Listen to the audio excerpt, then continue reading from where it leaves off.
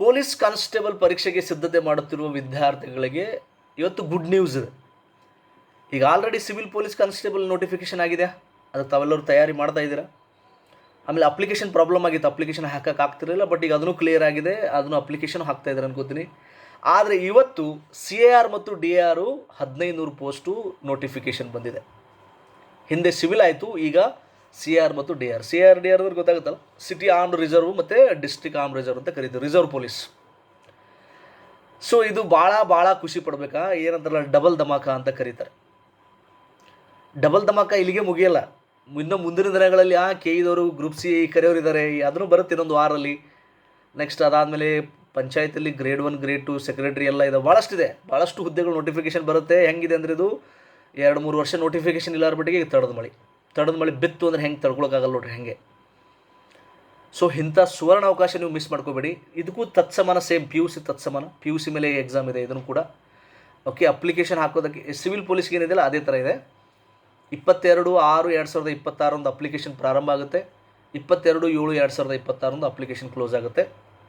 Sir ಇದಕ್ಕೂ exam ಆ civil police ಕಾನ್ಸ್ಟೇಬಲ್ಗೆ 56 ದಿನ ಕೊಟ್ಟಿದ್ದಲ್ಲ, ಇದಕ್ಕೂ ಅಷ್ಟೇ ಇದೆ ಅಂದರೆ ಇಲ್ಲ, ಸ್ವಲ್ಪ ನೀವು ರಿಲ್ಯಾಕ್ಸ್ ಆಗ್ಬೋದು. ಇದಕ್ಕೆ ಸುಮಾರು 76-77 ದಿನ ಇದೆ. ಅಂದರೆ 6/9/2026 ಎಕ್ಸಾಮ್ ನಡೆಯುತ್ತೆ, ಸೆಪ್ಟೆಂಬರಲ್ಲಿ ಎಕ್ಸಾಮ್ ಇದೆ.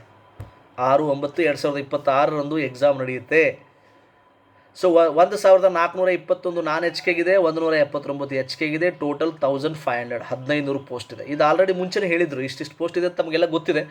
ಆದರೆ ನೋಟಿಫಿಕೇಷನ್ ಯಾವಾಗ ಬರುತ್ತೆ ಅಂತ ಕಾಯ್ತಾ ಇದ್ರಿ, ಈಗ ಬಂದಿದೆ ನೋಡಿ. ಹೌದಾ, ಸಿವಿಲ್ ಪೊಲೀಸ್ ಕಾನ್ಸ್ಟೇಬಲ್, ಅದ್ರ ಜೊತೆಗೆ ಈಗ CAR DAR ಸಿಲೆಬಸ್ ಕೂಡ ಆಲ್ಮೋಸ್ಟ್ ಸೇಮ್ ಇರುತ್ತೆ, ಎಲ್ಲ ಅದೇ ಸಿಲೆಬಸ್ ಇರುತ್ತೆ.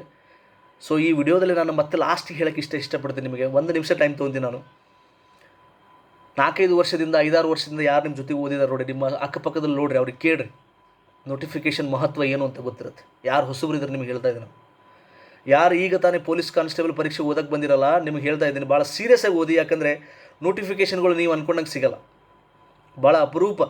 ಇಂಥ ಅಪರೂಪದ ಅವಕಾಶಗಳನ್ನು ನೀವು ಕಳ್ಕೊಂಡಿದ್ದೆ, ಅದರಲ್ಲಿ ಎಲ್ಲವನ್ನೂ ಕಳ್ಕೊಂಡಾಗ ನಾನು ಹೇಳ್ಬಿಡ್ತೀನಿ.